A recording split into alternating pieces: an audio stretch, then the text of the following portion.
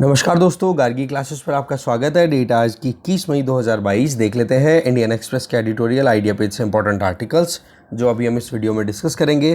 देखो, हमारे पास में जो इश्यूज़ हैं, पहला इश्यू तो रहेगा कि अर्बन अनएम्प्लॉयमेंट को टैकल करने से संबंधित अभी economic advisory to prime minister ने अपनी एक रिपोर्ट रिलीज़ की है, जिसमें बताया कि भाई नरेगा की तर्ज पर ही शहरों में भी कोई इस तरीके की स्कीम चला दो।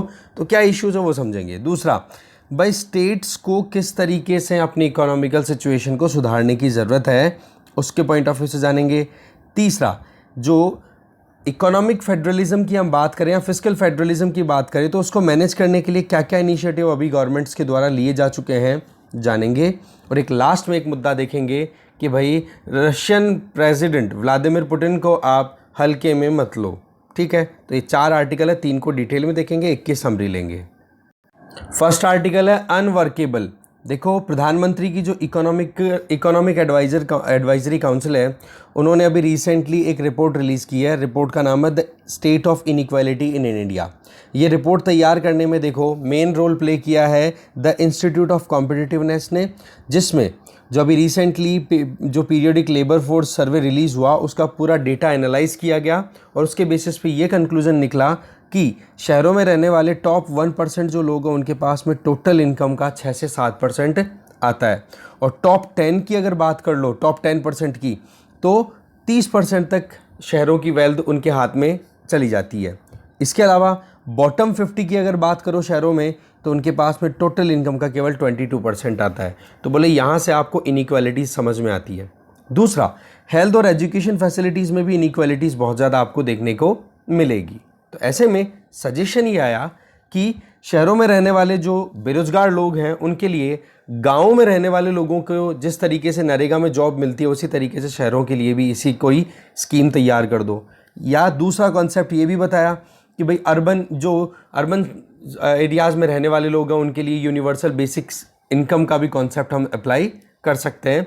यूनिवर्सल बेसिक इनकम का कॉन्सेप्ट देखो 2016-17 का जो इकोनॉमिक सर्वे था उसमें सजेस्ट किया गया था।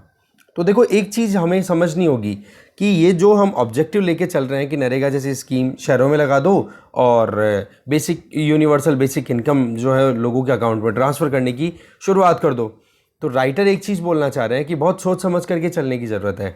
ये बात ठीक है कि पेंडेमिक की वजह से ये सारी प्रिकेरियस सिचुएशन निकल के आ गई है, कम से कम उन लोगों की जो इनफॉर्मल सेक्टर में काम कर रहे थे। ठीक है, डिस्ट्रेस बेशक नो डाउट बहुत ज़्यादा हुई है, बेरोज़गारी बहुत ज़्यादा बढ़ी है, और अगर रोज़गार है भी आज तो वेजेस अच्छे नहीं मिल रहे हैं। तो यहाँ पर हमें थोड़ा ध्यान रखने की ज़रूरत है कि पैसे कहाँ से आएंगे इतने ज़्यादा जो इम्प्लीमेंट करने की हम बात कर रहे हैं।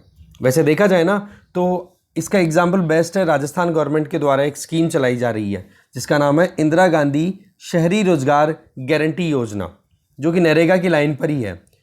उस स्कीम को अभी इम्प्लीमेंट किया जा रहा है। ठीक है, बट इन स्कीम्स को इम्प्लीमेंट करने में कुछ प्रॉब्लम्स हैं। उन प्रॉब्लम्स के बारे में हमें कुछ सॉल्यूशंस पहले निकालने होंगे, तब जाके ठीक काम हो पाएगा। तो इसका मतलब क्या क्या चैलेंजेस हैं इन स्कीम्स को इम्प्लीमेंट करने में शहरों में। सबसे पहली चीज़ तो माइग्रेशन बढ़ जाएगा। भाई सीधी सी बात है, शहरों में रहने के लिए अगर अब शहरों में लोग आते हैं, रोज़गार के लिए रोज़गार नहीं मिल रहा है, तो उस केस में वो वापस गाँव में जाकर के सेटल होने की कोशिश करते हैं। पर अगर रोज़गार नहीं मिल रहा है और आपने अनएम्प्लॉयमेंट स्कीम अगर शुरू कर दी शहरों में, तो अब आप खुद देख लो कि कितने लोग माइग्रेट करके शहरों में आ जाएंगे।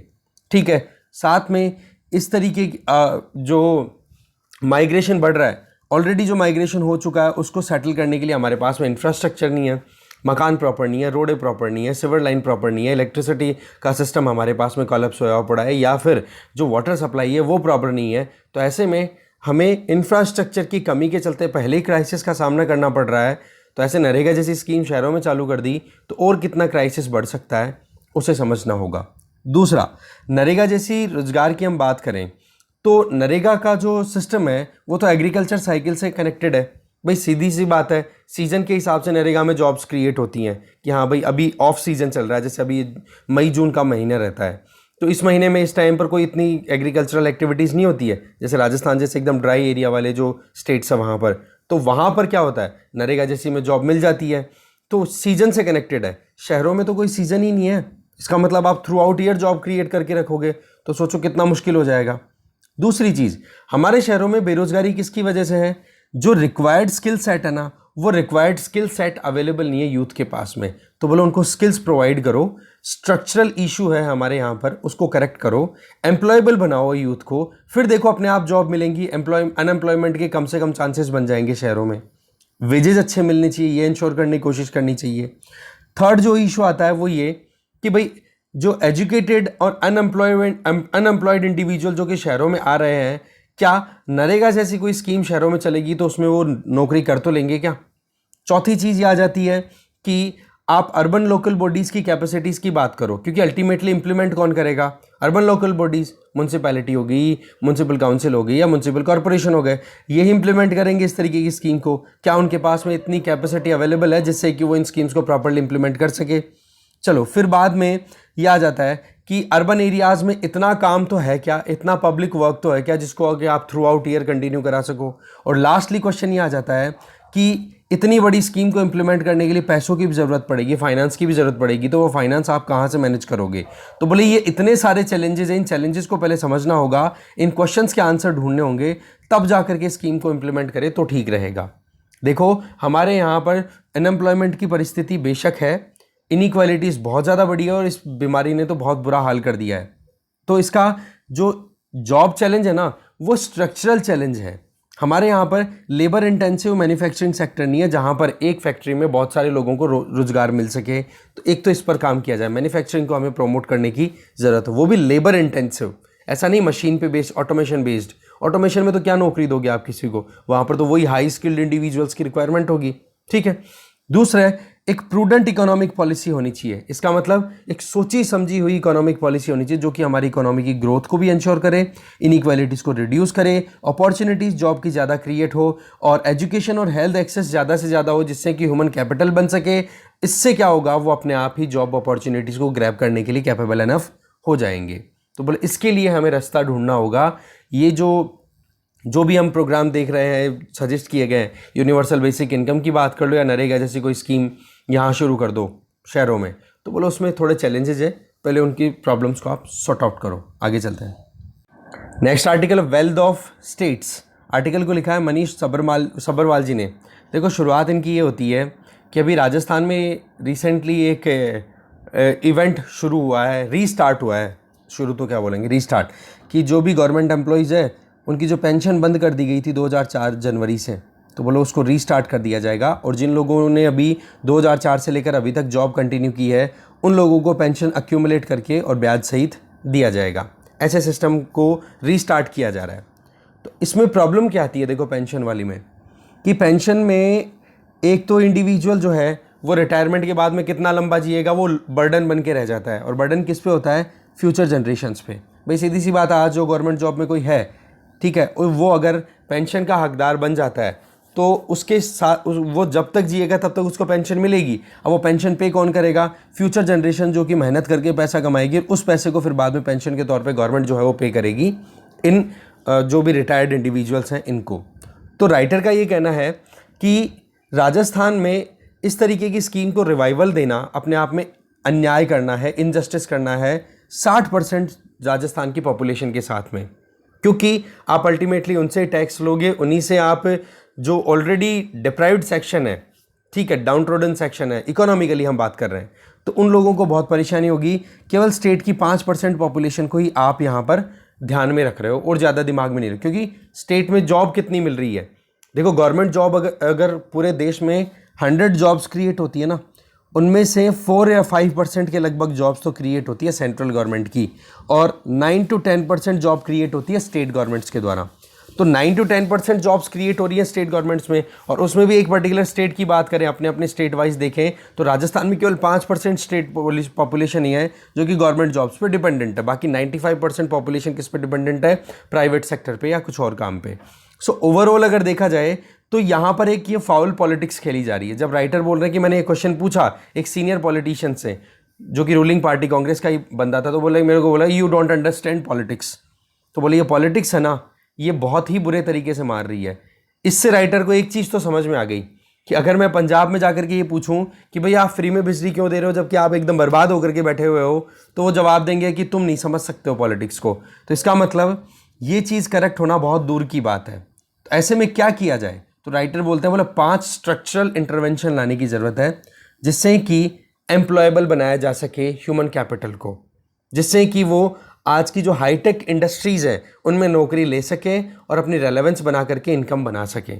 ठीक है, वैसे अगर देखा जाए तो एक इकोनॉमिस्ट है जिनका नाम है थॉमस पिकेटी। ठीक है, तो उनका ये कहना था, ब्रीफ हिस्ट्री ऑफ इक्वालिटी इनकी बुक है, brief history of equality Thomas Piketty की बुक है, उसमें इन्होंने ये एक चीज़ बोली है कि 2020 का वक्त है ना, वो इतना बुरा नहीं है जितना बुरा 1950 या 1900 के टाइम का था, और 1950 और 1900 का वक्त इतना बुरा नहीं था जितना बुरा 1850 या 1780 के लगभग हुआ करता था। कुल मिला के बात यह है कि धीरे धीरे टाइम बीतने के साथ में इंसान ने अपनी प्रोग्रेस इंश्योर की है, इनइक्वालिटीज़ ख़त्म हुई है, और जब से डेमोक्रेटिक गवर्नमेंट का सिस्टम आया तब से लोगों की वेलफेयर अच्छे से हो पाई है, क्योंकि गवर्नमेंट टैक्स भी लगा सकती है, उधार भी ले सकती है, और उस उधार के पैसे का अपने हिसाब से वो यूज़ कर सकती है। क्योंकि आज हम किस स्टेट की बात करते हैं? वेलफेयर स्टेट, एक कल्याणकारी राज्य जिसमें कि कोई भी परेशान ना हो। तो ओवरऑल ये देखा जा रहा है कि ये जो सिचुएशन है ये शो कर रही है कि भाई इगैलिटेरियनिटी की तरफ हम बढ़ रहे हैं, मतलब समाज में असमानताएं खत्म हो रही है, समानताएं बढ़ती चली जा रही है। दूसरी तरफ अगर देखें तो रिसेंटली जो अभी आपको पता है कि एंजेला मर्केल अभी तो नहीं है वहाँ की चांसलर जर्मनी की, वो जब चांसलर थी तो उन्होंने भी ये कहा था, बोला हम अनसस्टेनेबिलिटी की तरफ चल रहे हैं कि जहाँ पर हमारी टोटल जीडीपी का 50% तो हम केवल सोशल स्पेंडिंग पे खर्च कर रहे हैं, केवल सोशल मतलब जिसकी कोई प्रोडक्टिविटी, मतलब इतनी ज़्यादा कहते हैं ना कि ज़्यादा खर्चा किस पे आ रहा है? सोशल स्पेंडिंग पे आ रहा है 50% तक का। और 8% बोला वर्ल्ड की पॉपुलेशन है, 25% हमारी जीडीपी है, तो बोला 8% पॉपुलेशन 25% जीडीपी को कैसे मैनेज करेगी, या फिर किस तरीके से वो इतना ज़्यादा यूज़ कर पाए? क्योंकि इनइक्वालिटी शो कर रही है भाई, सीधी सी बात है कि 8% लोगों के पास में 25% जीडीपी आ रही है वर्ल्ड की, तो इनइक्वालिटी हुई कि नहीं? तो बाकी बचे हुए लोगों के साथ में, तो ऐसे में बोले स्टेट गवर्नमेंट जो कुछ भी कर रही है एग्जैक्टली वैसा ही कुछ कर रही है जिसमें 5% पॉपुलेशन पर ध्यान दिया जा रहा है। तो बहुत से ऐसे स्टेट्स हमारे यहाँ पर जो कि फ्रीबीज बांट रहे हैं, और वो फ्रीबीज बांटने के चलते हो सकता है कि श्रीलंका से भी बुरी परिस्थिति हमारे देश की, हमारे देश में कुछ स्टेट्स को देखनी पड़ सकती है आने वाले कुछ टाइम पे। तो ऐसे में स्टेट्स को अपनी बोरोइंग लिमिट्स को थोड़ा समझने की ज़रूरत है। वो तो चलो अच्छी बात है कि ट्रांसपेरेंसी लाने के चलते जो बजट के बाहर, बजट के अलावा जो बोरोइंग की जाती थी स्टेट गवर्नमेंट्स के द्वारा अलग अलग स्कीम्स के तहत, अब उनको बजट में इंक्लूड करने से पता तो पड़ रहा है ना कि एक्चुअल में सरकारों, स्टेट गवर्नमेंट्स पे कितना कर्जा चल रहा है। ठीक है, तो ये जो फ्यूचर स्पेंडिंग जो थी, फ्यूचर स्पेंडिंग कैसे कि आज स्टेट गवर्नमेंट अगर कर्जा लेती है तो वो कर्जा इस तरीके से लिया जाता है कि हाँ जी भाई हम रिटर्न करेंगे आज के 10 साल बाद में। तब तक तो आज की जो सरकार चल रही है वो सरकार तो बदल जाएगी आने वाले 10 सालों में। अब बताओ कि उस लिए हुए आज के कर्जे का ब्याज कौन देगा? फ्यूचर जनरेशन देगी कि नहीं? तो इस तरीके से आपने क्या कर दिया, फ्यूचर जनरेशन पे वजन डाल दिया पूरा का पूरा। तो ऐसे में फ्यूचर स्पेंडिंग जो है उसको करेक्ट आउट करने के लिए अब की बार जो बजट में काम किया गया है वो ये कि ऑफ बजट बोरोइंग को भी बजट में ही एंटर करवा दिया कि एकदम ढंग से बताओ कि कितना आपने कर्जा लिया है इससे। और दूसरा, हमारे यहाँ पर एक्सपेंडिचर की बात करें तो इंटरेस्ट पेमेंट किया जाता है। फिर जब इंटरेस्ट पेमेंट किया जाता है तो जो एक्सपेंडिचर एक्चुअल में जहाँ पर होना चाहिए वो एक्सपेंडिचर नहीं होता, उसके बजाय ब्याज भरने में वो पैसा चला जाता है। दूसरी चीज़ क्या हो जाती है कि जो कैपिटल एक्सपेंडिचर होना चाहिए वो रेवेन्यू एक्सपेंडिचर में कन्वर्ट हो जाता है। जैसे अभी पेंशन की हमने बात की, ये रेवेन्यू एक्सपेंडिचर एक तरीके का। ओवरऑल आप देखो कि लॉन्ग टर्म में ना तो प्रोडक्टिविटी आती है, ना वेजेस राइज होता है, ना जॉब्स क्रिएट होती है इनसे। भाई सीधी सी बात है, ब्याज देने से कौन सा जॉब क्रिएट हो रहा है? भाई रेवेन्यू एक्सपेंडिचर करने से कौन से जॉब क्रिएट होंगे? जॉब क्रिएट होता है कैपिटल एक्सपेंडिचर करने से। सो ओवरऑल अगर देखा जाए तो जहां पर पैसा टारगेटेड मैनर में खर्च होना चाहिए वहां पर पैसा खर्च नहीं हो रहा है। उल्टा हमारे यहां पर अगर देखें तो low wage shocker absorbers, that means कम मेहनताना मिलने वाले ऐसे हमारे कामों में मजबूरन हमारे यूथ को लगना पड़ता है, जैसे कि फार्मिंग, जहाँ पर हिडन अनएम्प्लॉयमेंट है, इनफॉर्मल वेज एम्प्लॉयमेंट कि भाई कैसे भी करके काम मिल जाए, चलो शाम की रोटी की तो व्यवस्था हुई, कल की कल देखेंगे, सिक्योरिटी नहीं है। सेल्फ एम्प्लॉयमेंट, भाई मैं बिजनेसमैन हूँ, मेरा काम कर रहा हूँ, खुद का बिजनेस कर रहा हूँ, पर वो अकेला कितनी ताकत लगाएगा, कहाँ तक ले जा सकता है उस बिजनेस को? एक लिमिट होती है ना। तो यहां पर राइटर जो है वो बोलना चाह रहे हैं कि इन सारी परिस्थितियों से निकलने के लिए बोलो 5 स्ट्रक्चरल चेंजेस लेकर आ जाओ स्टेट गवर्नमेंट अपने लेवल पे, तो बोलो बहुत कुछ सुधर सकता है। वो 5 सजेशन क्या क्या है वो देखो। सबसे पहला, रिड्यूस रेगुलेटरी कोलेस्ट्रॉल, कि भाई सरकार, राज्य सरकारों के द्वारा जो भी कंप्लायंसेस के लिए काम किए जाते हैं कि हाँ भाई ये रिटर्न भरो, ये फाइल भरो, ये फीस पे करो, ये आप फॉर्मेलिटी पूरी करो, बोले ये कम करो। क्योंकि जितना भी कोई काम करने की शुरुआत करता है ना, उसमें 80% तक कंप्लायंसेस तो केवल एक कोई भी एम्प्लॉयर, मतलब जो कोई अपना बिजनेस स्टार्ट करना चाहता है, उसको जितने भी अपने रिटर्न या जो भी डॉक्यूमेंटेशन तैयार करना होता है उसका 80% तो केवल और केवल स्टेट गवर्नमेंट लेवल पे होता है। बोलो वो रिड्यूस होना बहुत ज़्यादा ज़रूरी है। दूसरा, हम चाहते हैं कि वेजेस राइज हो, तो उसके लिए क्या किया जाए, हमारी जो ह्यूमन कैपिटल है उसकी प्रोडक्टिविटी को राइज करना होगा। इसका मतलब वैल्यू करनी होगी टैलेंट की, टेक्नोलॉजिकल इंटरवेंशन होना चाहिए, करप्शन रिड्यूस होना चाहिए। तो इसके लिए क्या किया जाए, स्टेट गवर्नमेंट्स रैशनल हो, सोच समझ करके चले। आप डिक्रिमिनलाइजेशन की तरफ बढ़ो। छोटा सा कोई एक्टिविटी की, किसी ने धंधा शुरू किया, मान लो अगर वो धंधा सक्सेसफुल नहीं होता है तो आप उसके खिलाफ में क्रिमिनल एक्टिविटीज़ करनी शुरू, मतलब क्रिमिनलाइज कर देते हो, उसके खिलाफ में प्रोसीडिंग शुरू हो जाती है। कंप्लायंस इकोसिस्टम को थोड़ा ठीक करो भाई, डिजिटाइज कर दो, एकदम कम्बरसम मत बनाओ, बहुत ज़्यादा डिफिकल्ट मत बनाओ, और करप्शन को कम से कम करो, क्योंकि जैसे हम टेक्नोलॉजी पर शिफ्ट होंगे तो अपने आप करप्शन कम होगा। तो पहला काम तो क्या हो गया कि भाई जो सर्विसेज आप प्रोवाइड कर रहे हो, ठीक है, जो कंप्लायंसेस का लोड है उसको रिड्यूस करो। दूसरा, एजुकेशन सिस्टम के लिए बोल रहे हैं, बोलो गवर्नमेंट स्कूल्स में जो प्रॉब्लम है उनको ठीक करो। ठीक है, आप देखो कि एम्प्लॉयबिलिटी की तरफ अगर हम ले जाना चाहते हैं हमारे बच्चों को, तो एजुकेशन और एम्प्लॉयमेंट दोनों के बीच में कोलैबोरेशन आना चाहिए। केवल आप इतना सा सोच लो कि हाँ जी बच्चों के कंपैरिजन में टीचर ज़्यादा होने चाहिए, टीचर्स की सैलरी एडिक्वेट होनी चाहिए, टीचर्स की क्वालिफिकेशन ये होनी चाहिए, टॉयलेट फैसिलिटी होनी चाहिए, बेशक ये यूज़फुल है पर सफिशिएंट नहीं है, जॉब के लिए एम्प्लॉयबल नहीं बना रही है ये चीज़ें। तो इसके लिए एक सिग्निफिकेंट ओवरहॉल की ज़रूरत है कि स्कूल की परफॉर्मेंस जो है मैनेजमेंट लेवल पर वो अच्छी आए। उसके लिए क्या किया जा सकता है भाई, एक तो मतलब गिरने से डरो मत। दूसरा ये हो जाए कि भाई कैसे भी करके इस तरीके के रिसोर्सेज को अलोकेट किया जाए जिससे कि हम हमारी ह्यूमन कैपिटल को एनहेंस कर सकें। वही बात कि एम्प्लॉयमेंट इंटेंसिव एजुकेशन पे हमें ध्यान देने की ज़रूरत है। तीसरा सजेशन, हमें एजुकेशन को एम्प्लॉयबिलिटी पॉइंट ऑफ व्यू से करना होगा। एग्जैक्टली वही चीज़ आ रही है, आगे कनेक्टेड ही है। ठीक है, आज हमारे देश में एक ट्रेडिशनल वॉल चलती आ रही है कि डिग्री और स्किल दोनों के बीच में गैप है। स्किल के लिए आपको ब्रिज कोर्स करना पड़ेगा, तब जाकर के आप जॉब ले पाओगे। इसके लिए एक प्रॉपर मैनर में सर्टिफिकेट, डिप्लोमा या फिर जो एडवांस डिप्लोमा या डिग्री कोर्सेज हैं उनको सही तरीके से आप इस मॉडिफाई करो ना, जिससे कि एम्प्लॉयर को प्रॉब्लम नहीं आए। एम्प्लॉयर भी उल्टा ये ना सोचे कि यार मुझे इसको ट्रेनिंग देनी पड़ेगी रोजगार देने के लिए, डिग्री तो है इसके पास में, सीख भी जाएगा पर ट्रेनिंग मुझे देनी पड़ेगी। तो ऐसे में ऑनलाइन अप्रेंटिसशिप, मतलब जॉब एजुकेशन के साथ साथ में जॉब की ट्रेनिंग दिला देना, ऑन साइट और ऑन कैंपस क्लासरूम्स अवेलेबल हो, जिससे कि वो अपनी रोजगार के हिसाब से कि हाँ मुझे किस तरफ बढ़ना है उसके हिसाब से अपनी एजुकेशन को कंटिन्यू कर सके। फिर अगला सजेशन दे रहे हैं, डिवॉल्व मनी एंड पावर। देखो वर्ल्ड की बड़ी बड़ी जो कंट्रीज़ हैं, डेवलप्ड कंट्रीज़, उनमें सिटीज़ बहुत इंपॉर्टेंट रोल प्ले करती हैं, और सिटीज़ में अर्बन लोकल बॉडीज़ का जो बजट है ना वो इंक्रीज़ होना ज़रूरी है। आज अगर न्यूयॉर्क सिटी, ठीक है, न्यूयॉर्क सिटी की बात करें, न्यूयॉर्क स्टेट की बात नहीं कर रहे हम, न्यूयॉर्क सिटी की अगर जीडीपी की बात करो ना तो रशिया की जीडीपी से बहुत ज़्यादा है। अब आप देख लो कि यूएसए ऐसे ही एडवांस या डेवलप्ड कंट्रीज़ की कैटेगरी में टॉप पे नहीं आता है। ठीक है, तो ऐसे में हमें जॉब क्रिएशन के लिए सिटीज़ को भी एम्पावर करना होगा। आज हमारे देश में 70 साल से हम आज़ादी से लगभग हो चुके हैं, अभी तक भी सेंट्रल गवर्नमेंट के बजट को स्टेट गवर्नमेंट के टोटल बजट ने अभी ओवरकम नहीं किया है। मतलब सेंट्रल गवर्नमेंट, सेंट्रलाइजेशन बहुत ज़्यादा है। दूसरा, सारे स्टेट्स की जितनी जीडीपी है उसको अगर हम ऐड करें तो लगभग 45 लाख करोड़ रुपए तक का हो जाता है, जबकि म्युनिसिपैलिटीज कितनी है, टोटल 2.5 लाख म्युनिसिपैलिटीज ऑपरेट करती हैं पूरे इंडिया में, जिनका बजट कितना है, केवल 3.7 लाख करोड़। तो बोला कितना कम डेवोल्यूशन है मनी का, कितना कम डेवोल्यूशन है पावर का। तो आज अगर चाइना की ग्रोथ रेट को हम देखें तो उसी को हम देखते हैं कि चाइना इतना आगे बढ़ गया, हमें भी आगे बढ़ना है।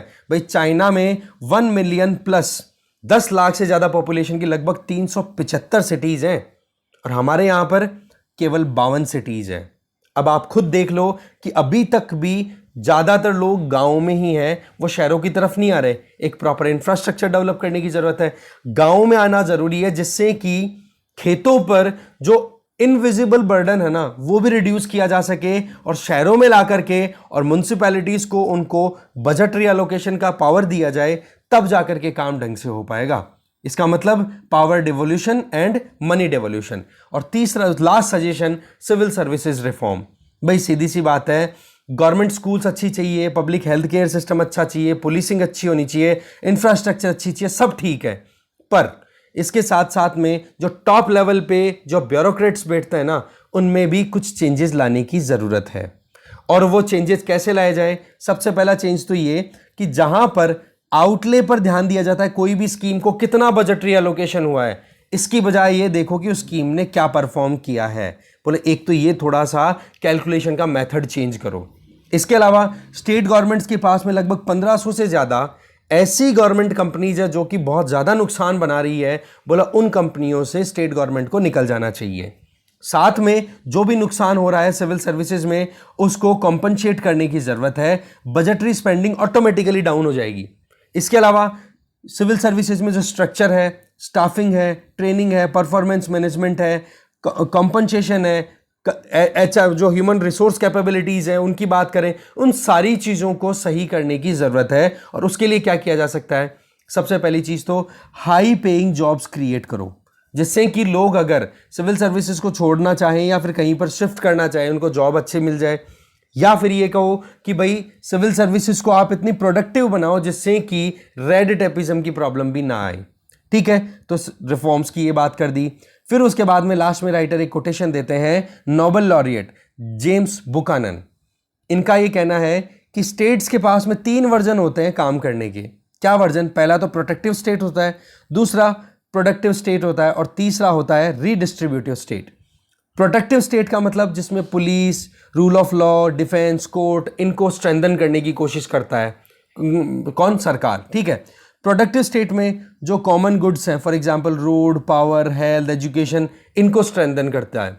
और तीसरा स्टेट होता है रीडिस्ट्रीब्यूटिव स्टेट, जिसमें वो फ्रीबीज बांटने की ज़्यादा कोशिश करता है। बोला हमारे यहाँ पर जो स्टेट गवर्नमेंट्स है ना, वो ज़्यादातर किस पे ध्यान दे रही हैं?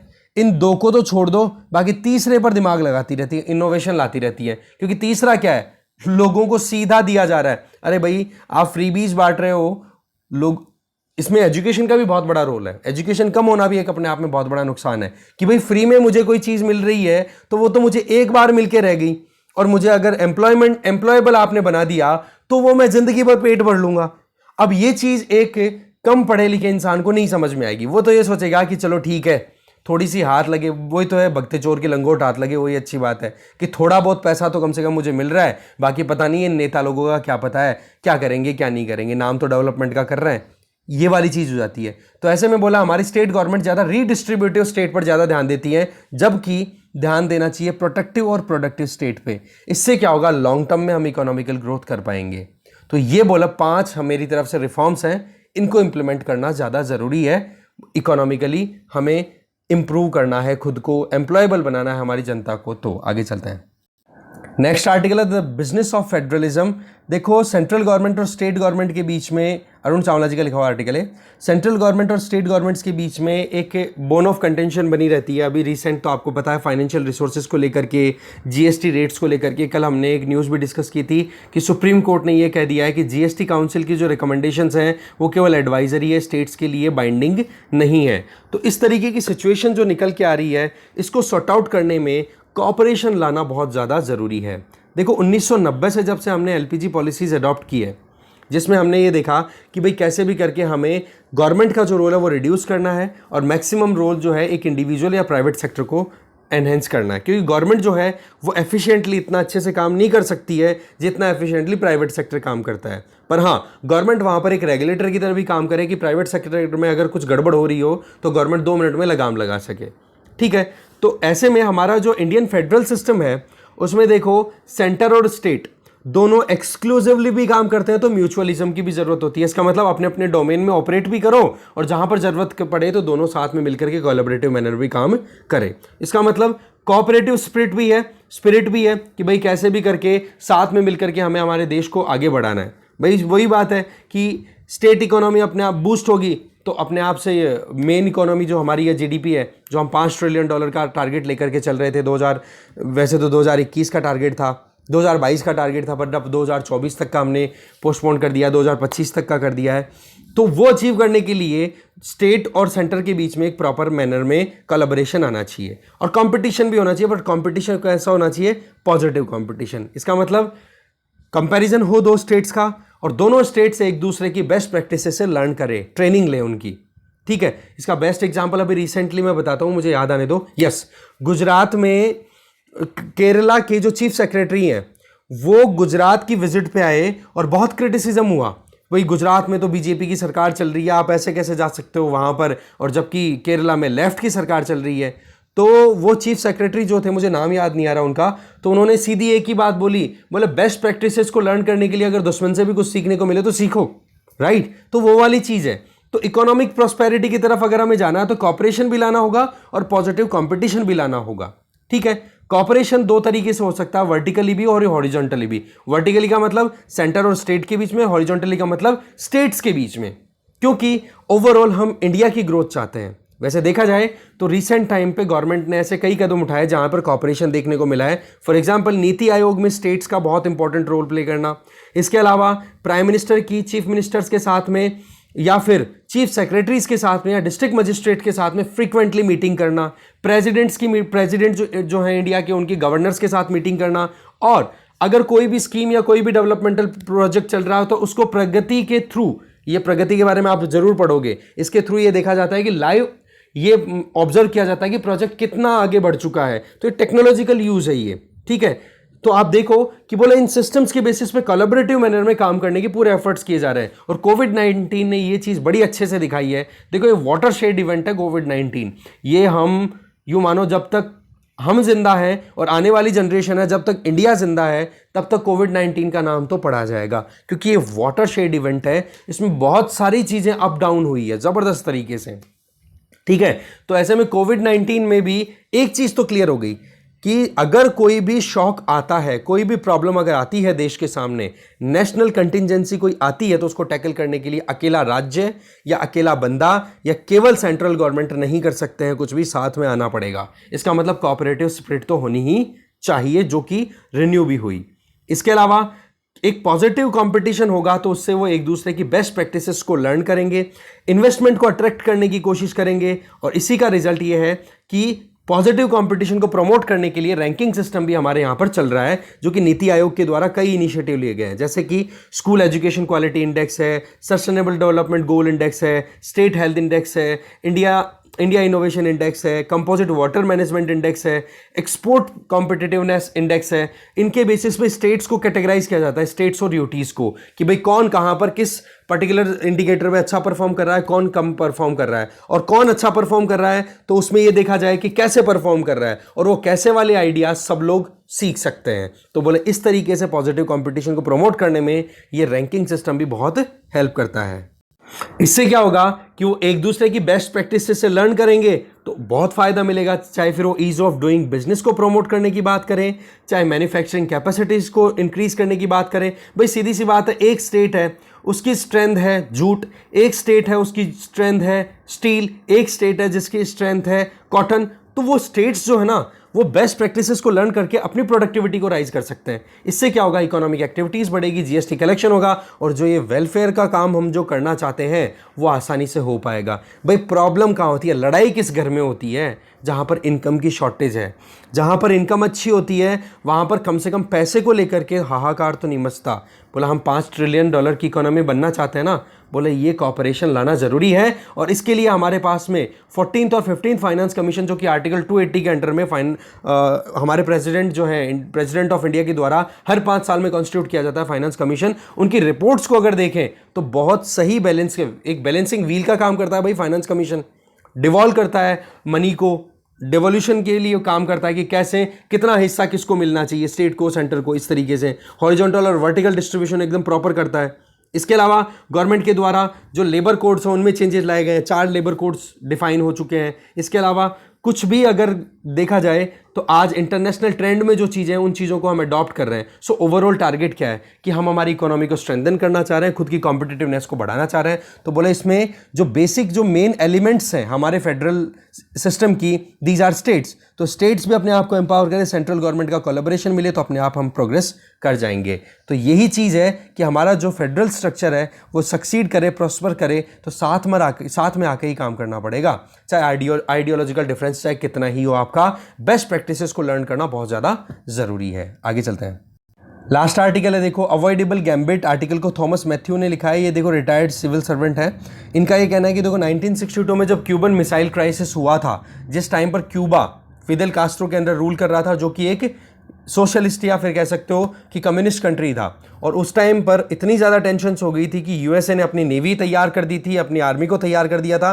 क्यूबा जो कि यूएसए के बिल्कुल पास में लोकेटेड है, ठीक है, वहीं पे सेंट्रल अटलांटिक ओशन में, और वहाँ मैक्सिकन जो गल्फ ऑफ मैक्सिको है वहाँ पे, तो आप देखो वहाँ पर मिसाइलें तैनात कर दी थी किसने, इधर से क्या नाम इसका, यूएसएसआर ने। तो बोले इतनी गजब की टेंशन थी, पर दोनों कंट्रीज़ ने उस टाइम पर सोच समझ करके सूझबूझ के साथ आगे किया कि एस्केलेशन हमें नहीं बढ़ानी। 13 दिन के अंदर अंदर दोनों ने रिस्ट्रेंट बरती और वो टेंशन्स खत्म हो गई। बट एक बार तो ये हो गया था कि न्यूक्लियर आर्म मिसाइल जो है अटैक हो जाएगी ना, तो बोला बर्बाद होने के चांसेस पूरे थे। क्यूबा में इंस्टॉल कर दिया था यूएसएसआर ने, और टर्की में इंस्टॉल कर दिया था किसने, यूएसए ने। टर्की में इंस्टॉल यूएसए ने क्यों किया, क्योंकि टर्की क्या था आपको पता ही है ना, 1952 में टर्की इसका नेटो का मेंबर बन जाता है। तो ऐसे में ग्रुप का नेटो क्या था भाई, कोल्ड वॉर पीरियड पे यूएसएसआर को काउंटर करने वाला ग्रुप ही तो था नेटो। तो टर्की में वहां पर इधर न्यूक्लियर आर्म मिसाइल तो लॉन्च कर दी, मतलब डिप्लॉय कर दी किसने,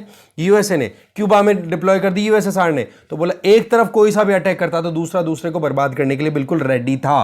पर फिर भी उस परिस्थिति से निकलना अपने आप में बहुत बड़ी शांति वाली बात हुई थी उस टाइम पे। और आज भी उससे हम लर्न कर सकते हैं कि जिस तरीके से यूक्रेन में रशिया ने अटैक किया है और उस पर बार बार रशिया से प्रॉक्सी वॉर में इन्वॉल्वमेंट देखने को मिल रहा है वेस्टर्न कंट्रीज का, तो बोला उसमें हमें थोड़ा समझने की ज़रूरत है कि रशिया जिस तरीके से अपना बिहेवियर दिखा रहा है उसमें हम ये जो वेस्टर्न कंट्रीज का प्रॉक्सी वॉर जो चल रहा है, जिसमें यूक्रेन को सप्लाई दे करके फिर बाद में रशिया के साथ में लड़ाई कर रहा है, और ये एक्सपेक्ट कर रहा है कि रशिया जो है वो सरेंडर कर देगा या फिर रशिया हथियार डाल करके अपने देश में वापस चला जाएगा रशियन मिलिट्री। तो बोले ये कहीं ना कहीं रिस्की हो सकता है। आज यूएस हो, कनाडा हो, ऑस्ट्रेलिया हो, फ्रांस हो, नेदरलैंड्स हो, ये वो कंट्रीज़ हैं, ये हर तरीके से बढ़िया क्वालिटी के इक्विपमेंट्स अवेल करा रहे हैं यूक्रेन की मिलिट्री को, और वो कोशिश है कि रशिया के अंदर जाकर के बोला उसको आप बर्बाद करो। तो ऐसे में बर्बादी यूक्रेन की ज़्यादा हो जाएगी, और रशिया को अगर इस तरीके से आप इंस्टिगेट करोगे तो रशिया वहाँ पर रिटेलिएट कर देगा। तो कहते हैं ना कि बहुत बुरी डिजास्टर आ सकती है, कोई बड़ी चीज़ नहीं है। ये परिस्थिति वो थी, देखो एक तरीके से 2002 में एक पॉलिसी आई थी यूएसए में जिसका नाम है देखो national security strategy of United states of America 2002, जिसमें ये था कि यूएसए सेल्फ डिफेंस को लेकर के कहीं पर भी कुछ भी कर सकता है। ये पॉलिसी तब लाई गई थी जब 9/11 अटैक हो चुका था यूएस पे।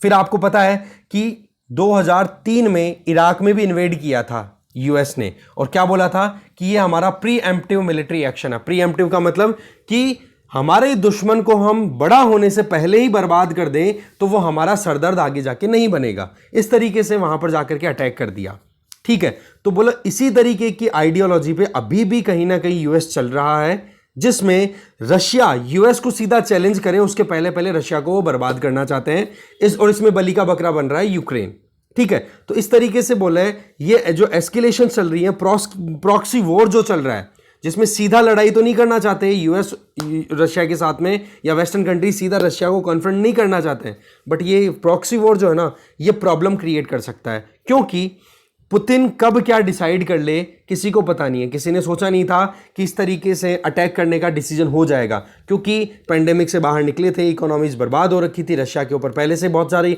इकोनॉमिकल बर्डन चल रहे थे, पर फिर भी पुतिन ने अटैक कर दिया तो कर दिया, क्योंकि वहां पर एक ऐसा सिस्टम है, नाम है डेमोक्रेसी, बाकी ऑटोक्रेसी चलती है वहां पर, तो अथॉरिटेरियन रिजीम है, ठीक है।